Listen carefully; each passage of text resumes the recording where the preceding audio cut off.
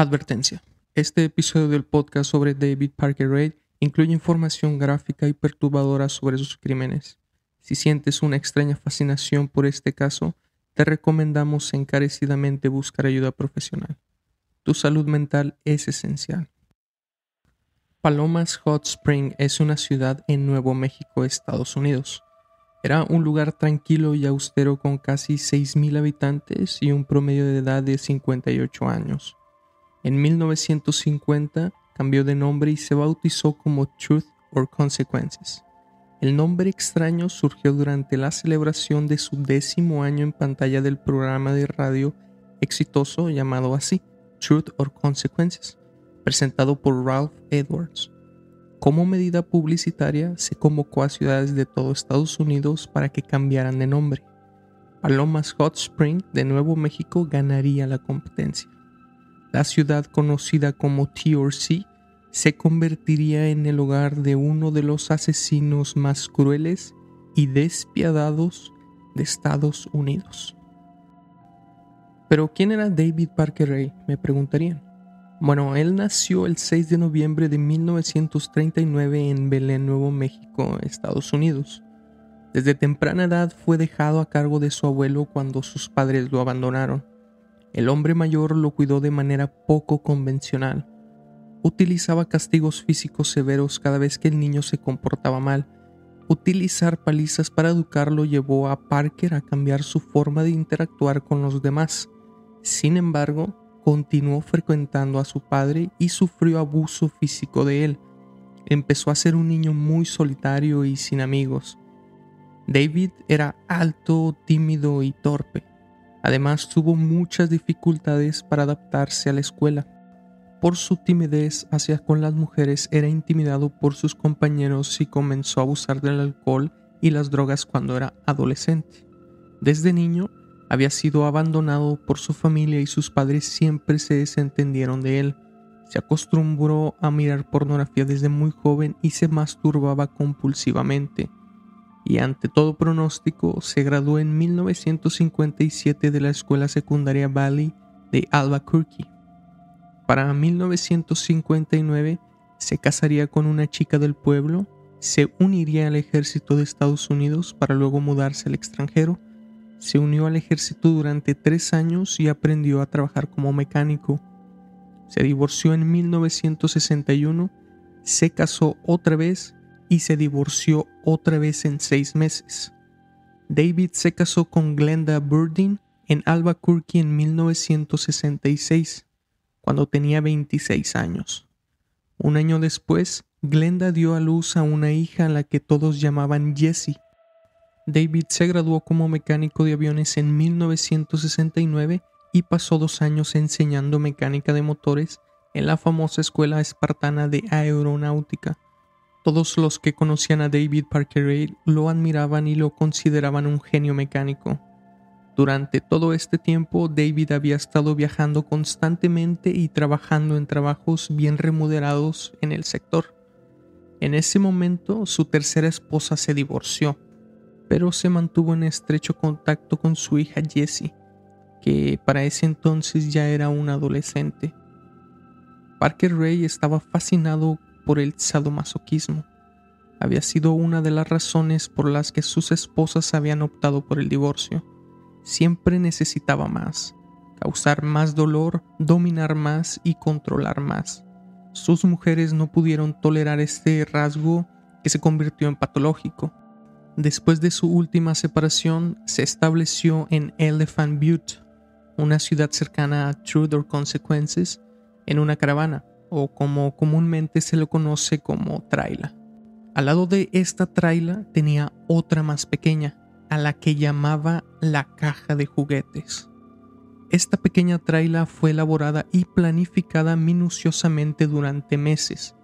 Parker Ray la equipó con objetos que por sí solas no levantan ningún tipo de miedo, por así llamarlo, pero en conjunto hace que sientas sospecha y algo de terror.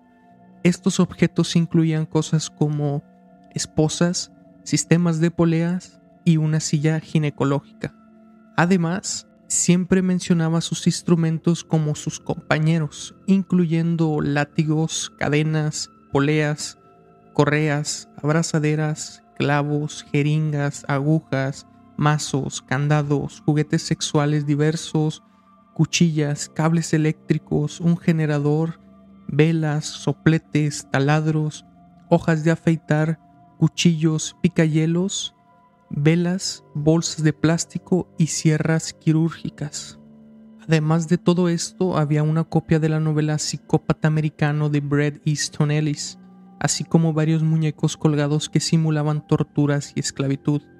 Parker Ray creó diagramas detallados en la caja de juguetes que mostraban las diversas técnicas y métodos que planeaba utilizar para infligir dolor. Además, instaló un televisor en una esquina del remolque para que sus víctimas pudieran ver todo lo que él les estaba haciendo. Además, creó un manual de procedimiento que explicaba cómo debía tratar a sus esclavas sexuales. Entre otras cosas mencionaba: la servidumbre es una necesidad, por supuesto, y el collar del cuello se considera permanente. Se deben aplicar métodos de tortura psicológica, incluyendo una venda en los ojos y una deliberada aproximación lenta en cada tortura. El abuso verbal es parte de cada movimiento.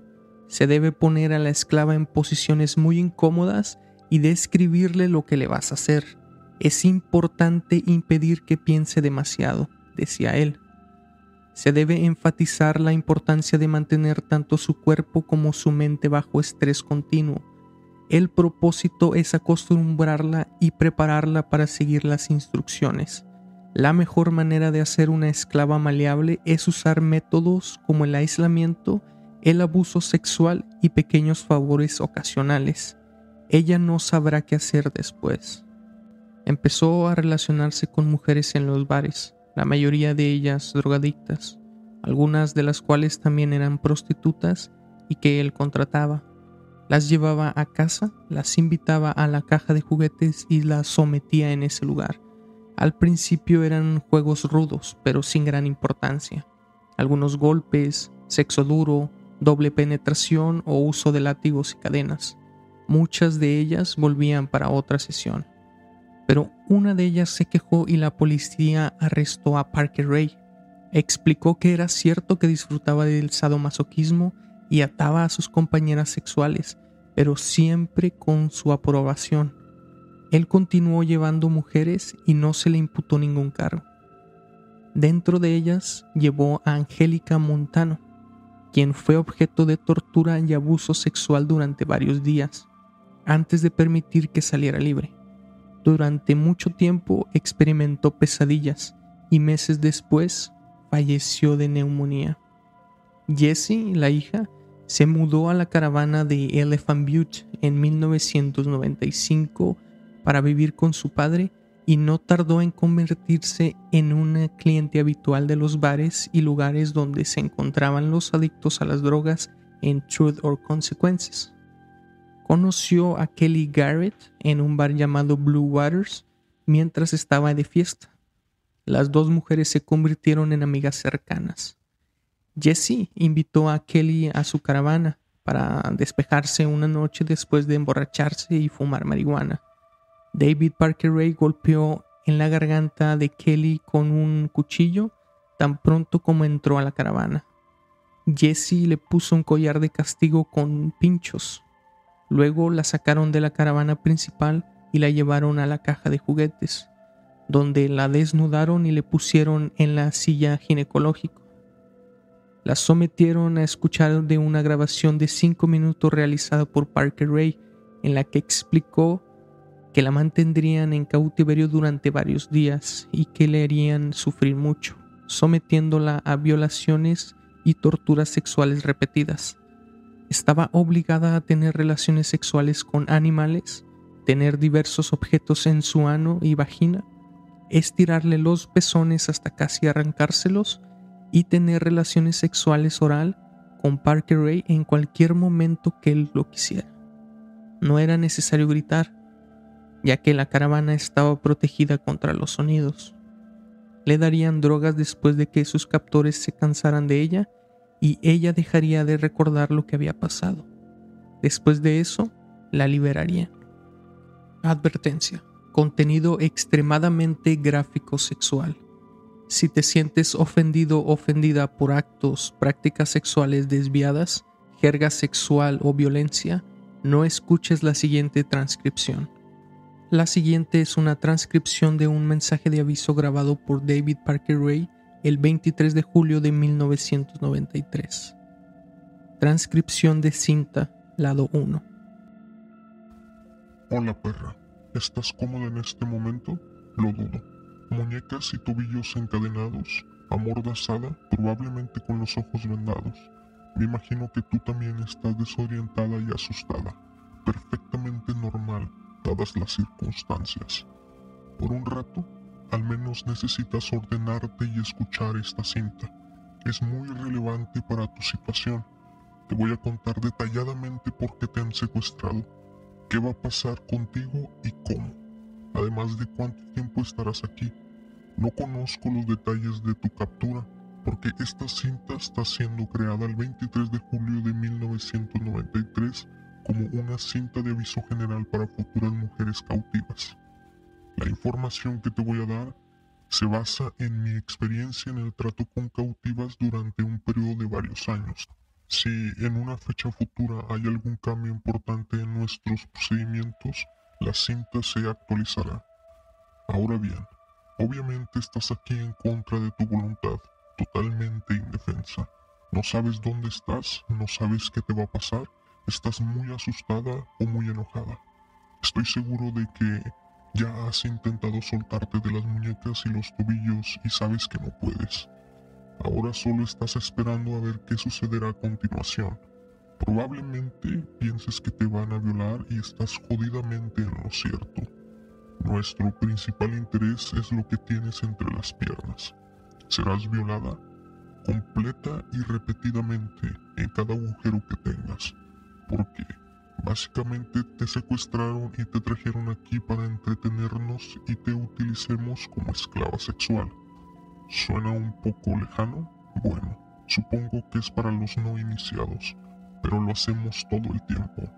Requerirá muchos ajustes de tu parte y no te gustará ni un carajo, pero eso me importa un carajo. No es que vayas a tener elección al respecto. Te han tomado por la fuerza y te retendrán y te utilizarán por la fuerza.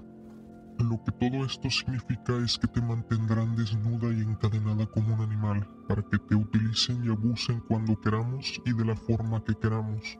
Y será mejor que empieces a acostumbrarte, porque te mantendrán aquí y te utilizarán hasta el momento en que nos cansemos de coger contigo.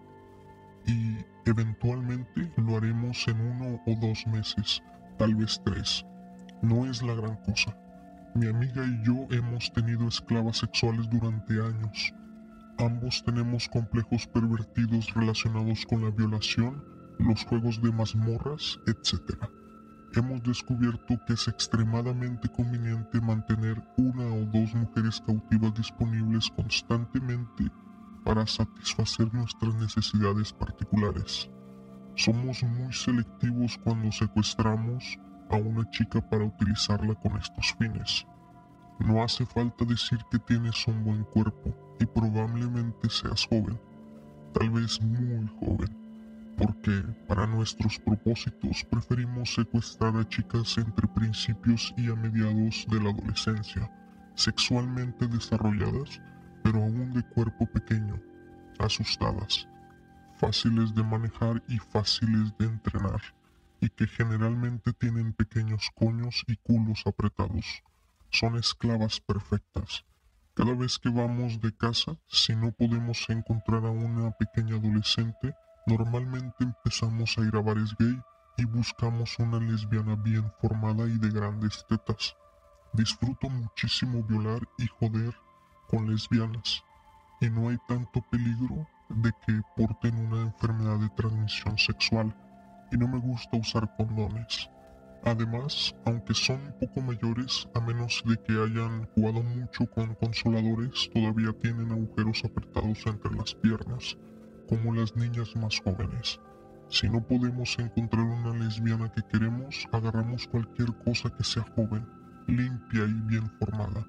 Rara vez regresamos con las manos vacías, porque hay muchas perras para elegir. Y con un poco de práctica en el engaño, la mayoría de ellas son muy fáciles de conseguir, con poco riesgo. En este punto no importa en qué categoría te encuentres, estás aquí y lo aprovecharemos al máximo. Te mantendrán en una habitación de esclavas oculta. Es relativamente insonorizado, a prueba de fugas, y está completamente equipado con dispositivos y equipos para satisfacer nuestros fetiches y desviaciones sexuales. Puede que haya o no otra chica en la habitación. De vez en cuando, para variar, nos gusta tener 2 esclavas al mismo tiempo. En cualquier caso, como chica nueva, definitivamente recibirás la mayor atención por un tiempo. Ahora, como dije antes, te mantendrán como un animal. Supongo que he estado haciendo esto demasiado tiempo.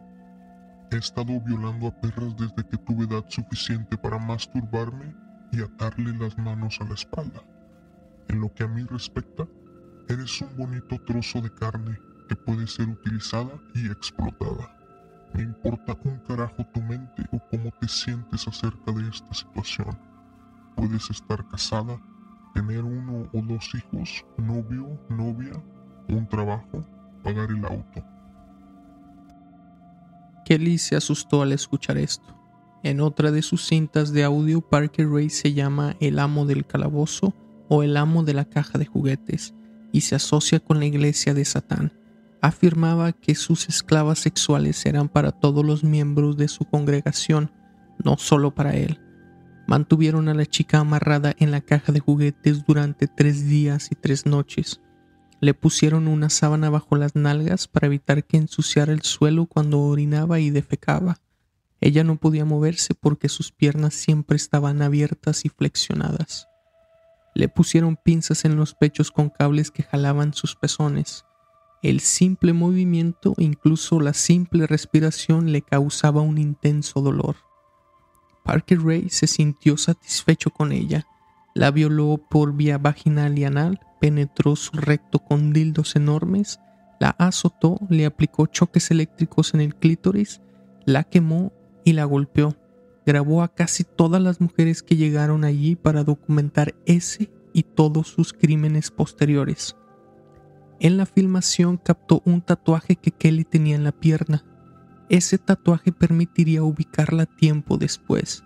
La llevaron finalmente a la casa de su suegra, donde Parker Ray recibió agradecimiento por llevar a su nuera drogadicta. Patrick, quien había estado casado con ella apenas 16 días, no se sentía muy agradecido.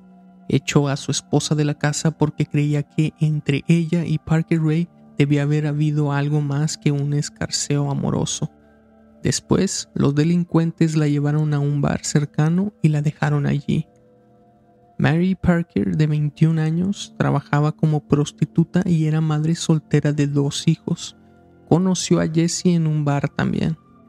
Jessie, una adicta a las drogas y al alcohol, se unió a Mary como una buena amiga. Mary se convertiría en la próxima víctima de la caja de juguetes. Después de soportar 2 días de crueles torturas y abusos, Dennis Roy Jancy, un ex amante, fue llevado a Elephant Butte, donde vio a Mary desnuda y casi muerta. Parker Ray lo obligó a estrangular a Mary con una cuerda y lo amenazó con una pistola. El cuerpo fue llevado al desierto por Jesse, Parker y Roy, quienes lo enterraron allí. Cindy Lee Handy fue amiga de Jessie antes de ser amiga de su padre. Cindy era originaria de Seattle, donde residían sus 3 hijos. Había ido a Nuevo México para evitar ser detenida por cargos de falsificación, robo y posesión de drogas. Además, padecía de psicosis maníaco-depresiva. Cuando Jessie Parker Ray visitó a sus familiares en Galveston, Texas, a principios de 1999, su amiga Cindy se trasladó a vivir con David.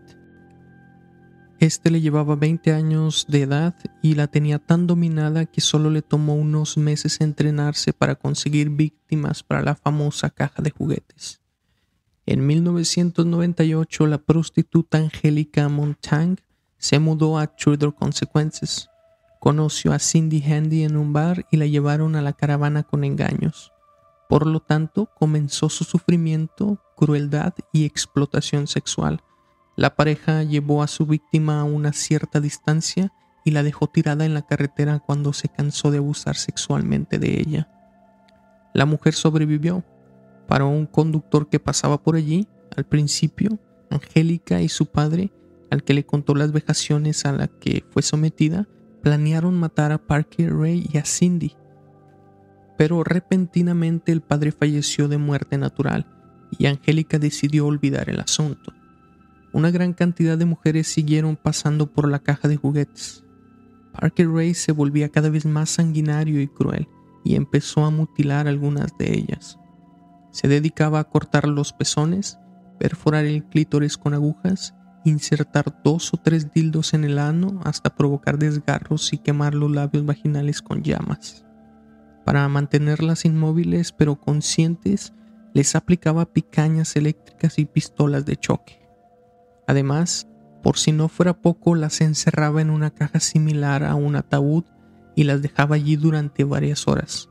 Años después, Cindy afirmaría que Parker Ray estranguló y asfixió a muchas de ellas. Algunas de ellas les puso bolsas de plástico en la cabeza hasta que murieron. A una mujer la desangró gradualmente, todo mientras la abusaba sexualmente. Parker Ray afirmaba que la vagina o el ano de las víctimas se contraían espasmódicamente y le causaban mayor placer en el momento de la agonía y la muerte. Sin embargo, eso no tendría una duración prolongada. Cynthia Vigil, una prostituta que se subió al automóvil de Parker Ray con la promesa de ganar $30 por practicarle sexo oral, también fue secuestrada y llevada a la cámara de torturas, donde la torturaron por varios días. Cindy le contó que David Parker Ray había atrapado a cientos de chicas a lo largo de los años durante su tiempo allí.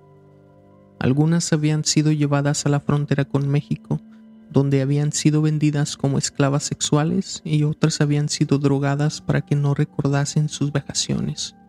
A otras simplemente las había asesinado o las había matado al no poder soportar los terribles dolores.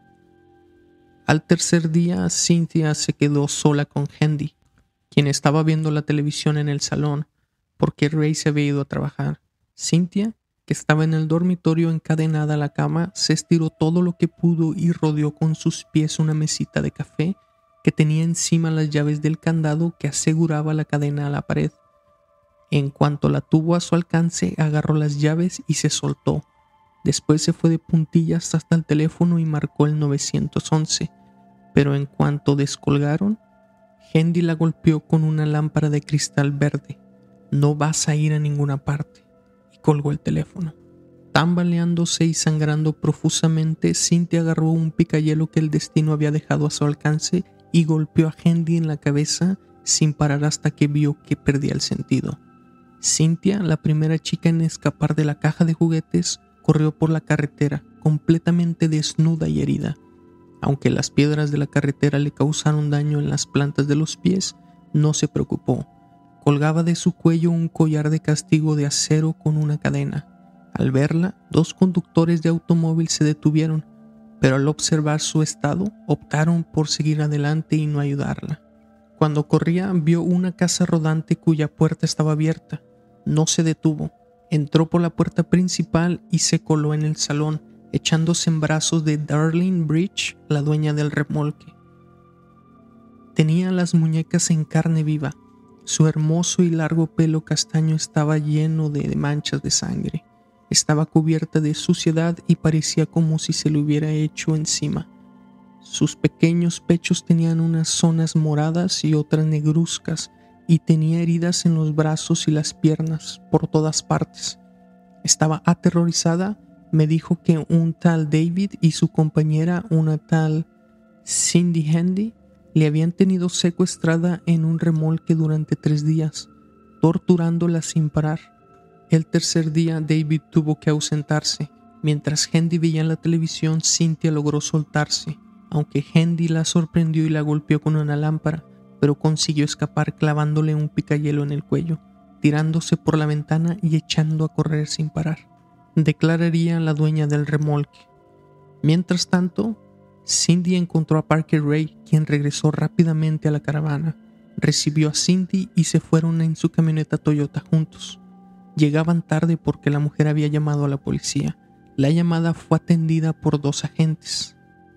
Cynthia exclamó histéricamente: estoy viva, al verlos. A pesar de las dificultades, trató de tranquilizarse y les informó que había sido secuestrada por un hombre y una mujer que la habían torturado durante días con una extraña colección de instrumentos médicos y sexuales. El ayudante del sheriff, Lucas Álvarez, se la llevó al hospital del condado de Sierra Vista, mientras su compañero, David Elston, buscaba el origen de una llamada hecha a las 15:24, la que había hecho Cynthia a la policía antes de que Cindy Handy la sorprendiera, le quitara el teléfono y colgara. De todos modos, las sospechas de la policía por lo extraño de la llamada iban a llevar a Elston hasta el domicilio del mismísimo David Parker Ray, el secuestrador de Cynthia. Al llegar al 513 de Bass Road, lugar de origen de la llamada sospechosa, advirtió un letrero de madera en el que se leía David P. Ray y una parcela delimitada por una verja metálica de algo menos de 2 metros de altura. Atravesando la entrada, Elston se acercó a la vivienda principal. La puerta corredera trasera de cristal no estaba cerrada, por lo que, después de llamar y no obtener respuesta, Elston sacó su arma y entró. Se aseguró de que el interior estaba despejado y después comenzó a comprobar las habitaciones. Al llegar al dormitorio observó manchas de sangre en las sábanas y vidrios rotos por todas partes, probablemente signos de lucha. Había lo que parecía ser un ataúd junto a una pared, una colección de consoladores de goma y toda clase de cadenas, pinzas, ganchos y otros instrumentos. Cuando vio que en 2 de las etiquetas se leía separador de tobillos y separador de rodillas, se mareó y salió de la vivienda a la carrera. Pocos minutos después, David Parker Ray, de 59 años, y su novia Cindy Lee Handy, de 39, eran detenidos por la policía a solo unas manzanas de distancia, en el interior de una autocaravana roja con la que recorrían el pueblo buscando a Cynthia. No ofrecieron resistencia porque se enfrentaban a 4 oficiales de policía armados, que les ordenaron echarse al suelo boca abajo, en donde los esposaron y arrestaron. Cindy estaba cubierta de sangre porque tenía un corte profundo en la zona occipital. Después declararían que habían estado tratando de ayudar a Cynthia a controlar su terrible adicción a la heroína, pero Cynthia, a la que no se le habían dado drogas para que no recordara sus vejaciones, dio un informe detallado de los abusos sexuales que había sufrido a manos de sus captores. Los agentes que ingresaron a la caja de juguetes confirmaron esa historia. Los instrumentos de Parker Ray fueron decomisados y se encontraron videos y fotografías de las víctimas. David Parker Ray parecía un hombre típico. Nadie dijo que tuviera problemas con él. Nunca había habido sospechas de lo que podría estar haciendo en su propiedad, ya que no tenía antecedentes penales. A pesar de los esfuerzos de los medios por descubrir un delito cometido por él, lo único que pudieron encontrar fueron declaraciones de sus ex esposas sobre su vida sexual. El gusto por atar, amordazar y azotar a sus mujeres no era algo tan extraño y se limitaba a juegos sexuales de pareja. Después de inspeccionar todo el remolque doble, la policía se concentró en los acres que rodeaban el lugar del remolque. Peinaron el área y encontraron fragmentos de huesos, pero resultaron ser de animales. El 1 de abril, el FBI asignó 100 agentes para el trabajo. La ciudad turística de Trudeau Consequences se convirtió en el centro de la policía y los medios de comunicación. Agentes del FBI asistían a la proyección de una de las cintas de video grabadas por Ray, en donde se observaba cómo torturaban a una joven. Le estaban introduciendo un hierro candente en la vagina, de la que le salía humo mientras su cuerpo se retorcía de dolor. La mujer estaba desnuda y atada con cintas rojas de nylon a lo que parecían ser una camilla ginecológica de cuero negro. Ray vestía una túnica negra y su cara estaba tapada con una máscara negra y dorada de cuero. Reía mientras Cindy Handy blandía un pequeño revólver con el que amenazaba a la mujer, que luchaba por liberarse. La escena continuó hasta que comenzó a salir sangre de la boca y los oídos de la mujer torturada. Momentos después, su cabeza cayó hacia un lado y su cuerpo se colapsó. Durante los siguientes 4 días, Patty E. Rust, un agente del FBI que había estado presente en la proyección de la cinta, se dedicó a describir minuciosamente el contenido de la caja de juguetes, haciendo una serie de detallados dibujos en blanco y negro de todos los látigos, cadenas e instrumentos de tortura utilizados por David Ray. Cuando terminó, envió su trabajo al equipo de recogida de evidencias de Albuquerque y en la mañana del viernes 2 de abril de 1999 se entrevistó con su jefe para comentarle sus hallazgos. Este la felicitó y le dijo que se fuera a casa para relajarse, descansar y tratar de olvidarse de lo que había visto en el remolque. ¿Vio Patty algo que no debía haber visto? ¿Qué evidencia se encontró? ¿Más implicados? ¿Redes criminales? ¿Alguna libreta de contactos con nombres y direcciones? ¿Números de cuentas bancarias como destino de fondos ilícitos o dinero en efectivo? ¿Indicios de grabación y distribución de videos snuff? Nunca sabremos qué es lo que le contó a su jefe, pero quizá había visto y oído demasiado, porque a la mañana siguiente, Patty apareció muerta en su casa de El Paso, con un disparo en la cabeza hecho con su propia arma. Naturalmente, la versión oficial dictaminó que se había suicidado, probablemente a causa del shock que le había ocasionado el mundo de horrores que se había encontrado en la cámara de tortura del remolque. El resultado de los numerosos estudios y juicios era predecible. En el caso de Mary Parker, Dennis Roy Yancey se declaró culpable del asesinato en segundo grado y conspiración para cometer un asesinato. Fue sentenciado a 30 años de cárcel, de los cuales 10 fueron suspendidos a cambio de su colaboración en el enjuiciamiento de Parker Ray. En 2020 pudo salir en libertad condicional. Cindy Lee Handy colaboró con la policía proporcionando pruebas contra David Parker Ray. Entre otras cosas, dijo que había visto a Parker Ray torturar, violar y matar a una niña dentro de la caja de juguetes, pero exageradamente insistió en que la niña lo había consentido. Además, afirmó que Parker Ray había asesinado a Billy Ray, un socio de negocios de Phoenix, y luego arrojó su cadáver en el lago. Parker Ray le abrió el estómago para que pudiera hundirse. Dijo que él se había deshecho de muchos cadáveres en el lago y en los barrancos de Nuevo México. Según Cindy, cuando se conocieron, Parker Ray le había dicho que había matado a 40 personas en 40 años. Las autoridades realizaron una búsqueda en 10 estados diferentes utilizando un radar de penetración de tierra y perros detectores de cadáveres, pero los cuerpos no se encontraron. Cindy admitió haber cometido múltiples delitos contra Cynthia Vigil y fue sentenciada a 36 años de prisión. Durante su tiempo en la cárcel, realizó numerosas entrevistas para la televisión. David Parker Ray se enfrentó a 12 acusaciones de abuso sexual, secuestro y conspiración en su contra. Muchas de sus víctimas declararon contra él, algunas de las cuales se identificaron en los videos. Los periódicos informaron el 14 de julio que el juez Mertz había declarado la nulidad del juicio. A pesar de discutir durante más de 8 horas, el jurado no llegó a un acuerdo sobre sus 12 cargos.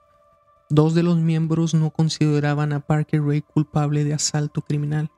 Las declaraciones de las víctimas no lo habían convencido de que Parker Ray las hubiera mantenido allí en contra de su voluntad.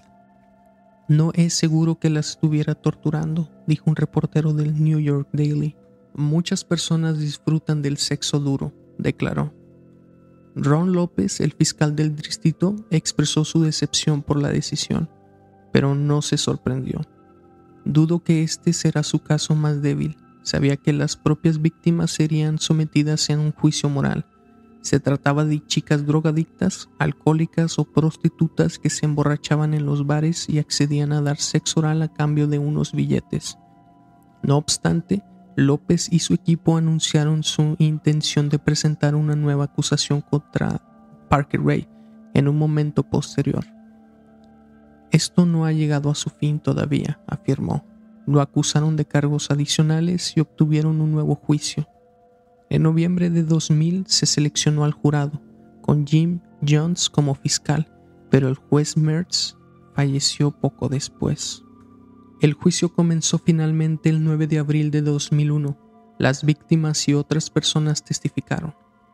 Kelly Garrett estuvo presente porque le habían encontrado gracias a su tatuaje en la grabación de su tortura. Lee McMillan, el nuevo abogado de David Parker Ray, le preguntó a una de las mujeres por qué había tomado 3 años denunciar lo ocurrido. Además, señaló varios cambios en comparación con su testimonio en el juicio anterior. Solo atinó a decir que su memoria era confusa. El abogado argumentó que todo era una ilusión. El fiscal reprodujo los videos y la cinta de audio. A pesar de que la víctima gritó y lloró mientras observaba, los miembros del jurado no respondieron. Parecía que, al igual que el primer jurado, querían absolver a Parker Ray. Los dibujos del asesino fueron exhibidos, pero no tuvieron mucho impacto en los jurados. Los investigadores continuaron buscando pistas en la propiedad de Parker Ray, mientras este se declaró no culpable una vez más, pero una semana después llegó a un acuerdo con la fiscalía. Según él, estaba dispuesto a aceptar la declaración de culpabilidad de los cargos a cambio de firmar un acuerdo que le permitiera a su hija obtener 5 años de libertad condicional. La fiscalía accedió y se llevó a cabo un acuerdo con lo acordado. Fue condenado a un total de 223 años de prisión. Jesse Parker Ray recibió una sentencia de 9 años de cárcel y 6 meses de suspensión a cambio de proporcionar pruebas contra su padre. Fue liberada debido a que había cumplido 3 años de prisión antes de ser enjuiciada. Parker Ray apeló la decisión de inmediato. Su mente se nubló, agotado por su salud, los medicamentos y la presión ejercida por su abogado. Dijo y que su declaración no había sido voluntaria. El recurso fue rechazado por un panel de 3 jueces, que determinó que Ray no se había quejado de una presión indebida de su abogado y que había consumido la dosis normales de sus medicamentos en el momento en que hizo la oferta. Entonces el acuerdo se mantuvo. A pesar de que nunca se encontró un solo cadáver, se consideró que había matado al menos 14 mujeres. La policía mexicana lo identificaba como uno de los principales sospechosos de los homicidios de mujeres en Ciudad Juárez, Chihuahua. Hacer feliz a las mujeres. Su placer es mi placer, afirmó David Parker Ray. Habría tenido el derecho a la libertad condicional en el 2100, pero David Parker Ray murió de un ataque al corazón el 28 de mayo de 2002. Justo cuando estaba a punto de ser transferido a la población carcelaria general en el establecimiento correccional del condado de Lee. Tenía 62 años y nunca estuvo encarcelado. Con la esperanza de que la atención renovada de los medios pudiera ayudar a identificar a otras víctimas y sospechosos, la policía estatal abrió oficialmente la caja de juguetes al público en noviembre de ese año.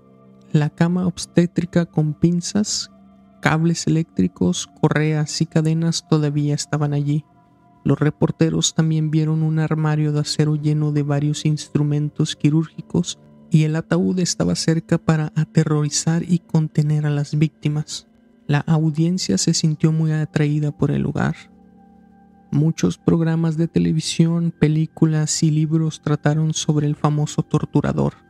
David Parker Ray y la caja de juguetes se habían ganado a pulso un lugar en la historia criminal más negra de los Estados Unidos.